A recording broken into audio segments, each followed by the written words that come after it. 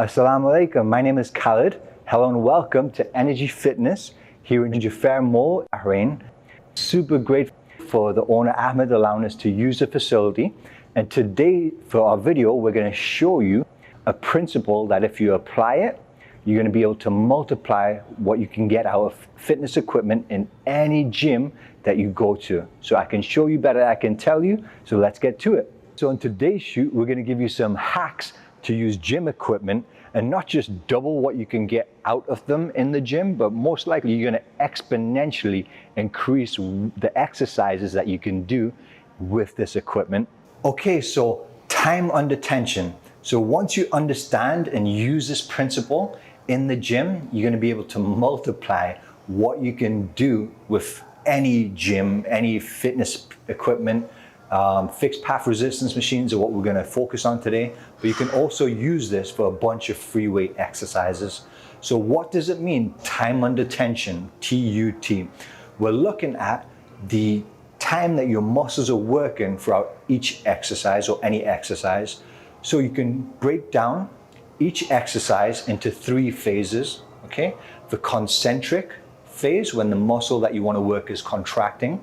The isometric phase, when it's holding under tension, and the eccentric phase when it's returning or it's elongating part of the exercise. So that order might be different. As an example, for my chest press, okay, I'm going to be concentrically contracting my pectoralis as I push out, okay? So that'll be the first phase. The second phase will be simply returning it back, which will be the eccentric phase, return the weights back to my chest. And the isometric hold will be when the weight is on my chest, just isometrically holding it there. So for this example, it goes concentric, eccentric, isometric. For the lat pull down, it's going to be a little bit different. The order is going to switch up. So it's going to go from a concentric pull down to my chin, an isometric hold here, and then an eccentric return to the top. All right, so those are the different phases of an exercise and how the order can switch up dependent on each exercise. Now the fun part, and again, you can become somewhat of a mad scientist when you start manipulating this and playing around with it, but you can manipulate the time for each contraction in each phase. So let's give it a go. Basically speaking, fixed path resistance machines, they do exactly what it says on the tin. They fix the resistance for one train of motion or one path of resistance, okay? So what that does is it switches off all of your stabilizing muscle groups, right? So you can see now I'm sitting down, my abs are switched off. As I'm pushing, there's no kind of fear of me having to shake or bounce out the weights. It's only gonna move in one straight path. Different to something like a bench press where the first time you did it, you're probably shaking around. You have to use your stabilizers to stabilize that muscle through that path of motion. Even more stabilizers are used during functional activities like some explosive bodyweight exercises, with tire flips, with kettlebell snatches or explosive kettlebell exercises. All of those will use a lot more stabilizer muscle groups than a fixed path resistance machine. So again, you got your fixed path resistance machines using little stabilizer muscle groups, moving on to like your free weight exercises and some body weight exercises. On the other side of the scale are stuff like your kettlebell swings, your tire flips, and all that functional work that you do. I'm going to show you real quickly just how to use the fixed path resistance machines. A lot of people come to a gym and they never kind of get shown how to use it, the things to kind of be careful with. So let me show you that real quick. It'll set us up nicely for the principles in a second. All right. So when you're setting up a machine, first of all, you just want to look at your joints and their alignment with the moving part on a fixed path resistance machine. So for this one, it's a chest press.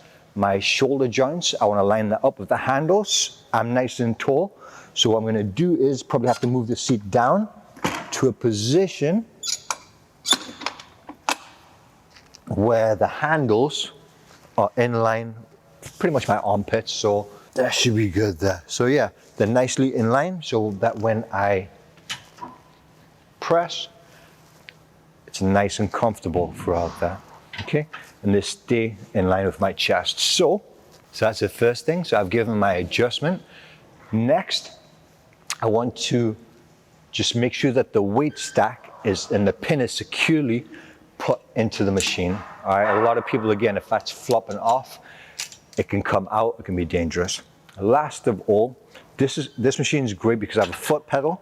I can put my handles into a place where I'm comfortable, so I can get a nice full range of motion. And finally, look, when I'm using the machine, as a principle, I want to be able to use a full range of motion and be nice and controlled throughout the full repetition, okay? And making sure that that weight stack isn't slamming down at the end of each repetition. Again, it's bad for the machine, it's bad for my muscles, my body as well. So those are the things I want to avoid. Okay, so let me show you an example of using 3 seconds of time under tension for each one of those phases. 1, 2, 3, 1, 2, 3, 1, 2, 3, 1, 2, 3, 1, 2, 3, 1, 2, 3. Cool. So you can see, look, of course, the reason it's called time under tension is because my muscles are under tension for the time during that phase. So I can use this principle to work on my explosiveness, and I'm going to use a star to indicate when I'm really going to explode through that phase. Star, 1, 2, 3, 4, 5, 1, star, 1, 2, 3, 4, 5, 1, star, 1, 2, 3, 4, 5, 1, star, 2, 3, 4, 5. Okay, so for this exercise, we're going to use the lat pull down machine. I'll go through nasty for it. We're going to name the exercise, so it's a lat pull down exercise. So the muscle groups used are going to be my latissimus dorsi, and my biceps are going to be a synergist with the movement. Okay.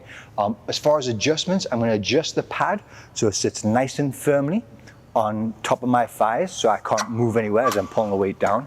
I'm going to make sure that the weight stack is adjusted, the pin's put in there correctly, it's fully pushed in, and I'm going to keep my hands nice and wide because that's where I want to be working the width of my back. All right, so teaching points are to make sure that you get full range of motion from completely extended overhead to about your chin for a full range of motion. Make sure the weight stack isn't slapping down in between each repetition, okay? And continue to breathe throughout the exercise. Real simple teaching points for the lat pull down machine, okay? And again, try not to swing your back to move the weight, if that makes sense. So you just want to kind of focus on the latissimus dorsi muscle and the biceps. Okay, so as your teaching points, then it would be your turn, all right? So now that that's out the way, let's get into the time under tension. So remember, we're manipulating the time that your muscles under tension and working, all right? So for this one, I'm gonna show you, I'm gonna do an explosive contraction, all right? I'm gonna hold for a second, and then I'm gonna return the weight back at a 5-second count. All right, I'll do a couple of reps so you can see how it looks. 2, 3, 4, 5. 1, 2, 3, 4, 5. So it'll be star. 1, 2, 3, 4, 5. Okay, so you can see that I'm really exploding for the contraction. I'm holding it for a second and then returning the weight back at a 5-second count. What that's going to work at is working my fast twitch muscle fibers, getting a really explosive contractions for those lats, a tiny bit on the isometric hold, and then finally eccentrically working that muscle as I'm returning it to its starting position. Okay, so that's a star, 1 second, 5-second return. Okay, so for the next exercise, we're going to do the seated row. So teaching this to a client, first of all, I'm going to name the exercise, which is the seated row. The muscle groups that we're going to use are going to be your rhomboids, your trapezius, a little bit your lats as well, and your biceps are going to be the synergist, okay? As far as adjustments, there's not many adjustments, of course, making sure that the pin is nice and securely fastened in there. And it's going to be our starting position. There's a couple of different ways to do the same exercise. I'm going to show you one variation. Okay, so for the adjustment, it's really just going to be my starting position. So I'm going to make sure that my feet are shoulder width apart, okay, nice and firmly planted there. I'm going to reach to the handles. As I pull back, I'm just my position, my legs are going to be straight but just a little soft. My core is going to be nice and tight, shoulders back, and I'm just a slight angle with my back. Okay, so simple. So as far as the teaching points, you just want to make sure that, look, starting position, like I say, for this method, I'm just going to be slightly leaning back.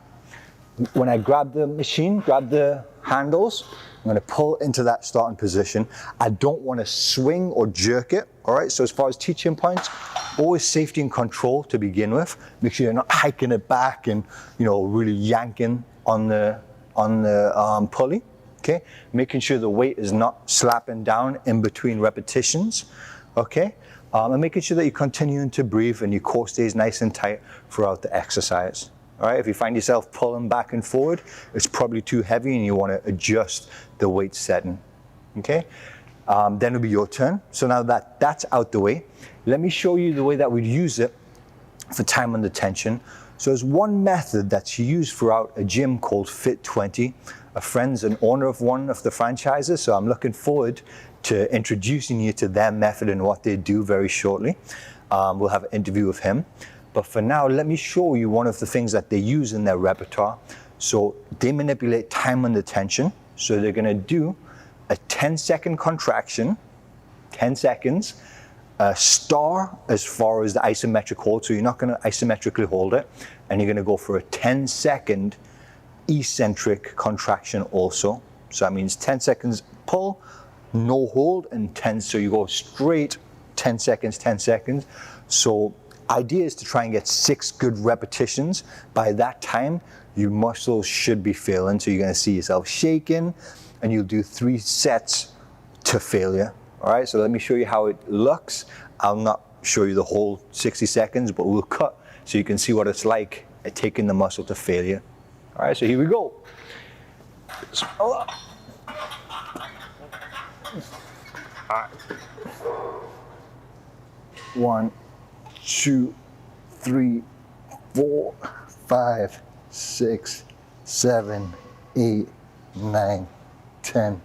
1, 2, 3, 4, 5, 6, 7, 8, 9, 10.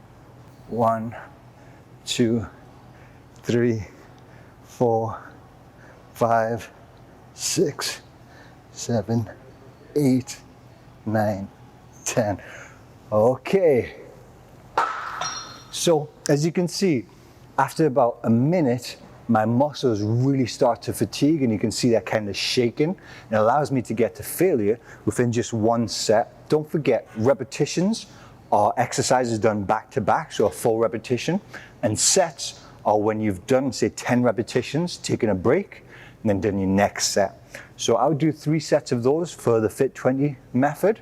And again, we're going to take you and introduce you to the gym owner and let you know all about this way of training. Okay, so for this one, I'm going to manipulate the isometric portion of the exercise. So I'm really working on the stability and the time that I can really just hold my legs in that position. It becomes really important when it comes to different activities, sports activities. So first of all, let me take you through NASTY, or the teaching method on this equipment. So it's a leg extension machine, okay? So name the exercise, the leg extension. The muscle groups used are gonna be primarily our quadriceps, okay? All 4 quadriceps muscles.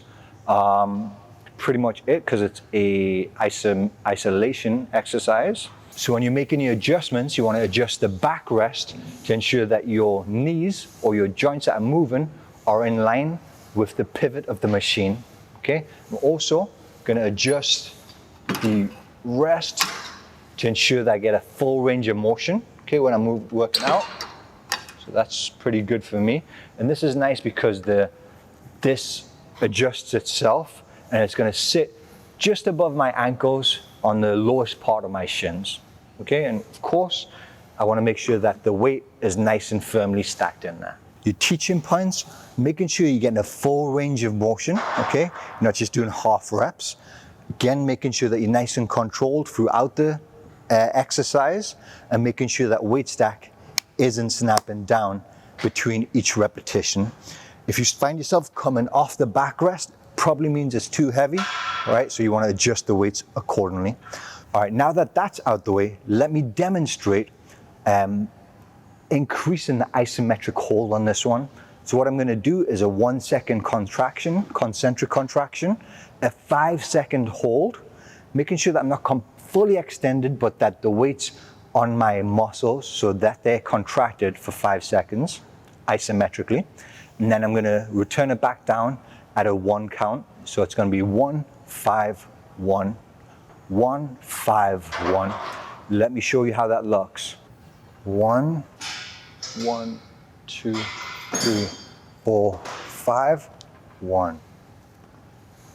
1, 1, 2, 3, 4, 5, 1. All right, so that's an awesome way of working in order to increase the isometric hold. One of the things I love to do this on is for any ab resistance machines. Okay, so give that a go. Let me know how you feel manipulating the isometric hold with the time under tension. Okay, so that's a principle of time under tension. So as you can see, once you really start playing around with it, you can get so much more out of any fitness facility or any fitness equipment. So have fun with it. Let me know how you get on with it. If you found value and you enjoyed the video, please like, share, subscribe, do all that good stuff. It really helps us to build more content that hopefully is going to be beneficial for you guys. So thank you. Remember to keep raising the standards of health and fitness, and we'll see you next time.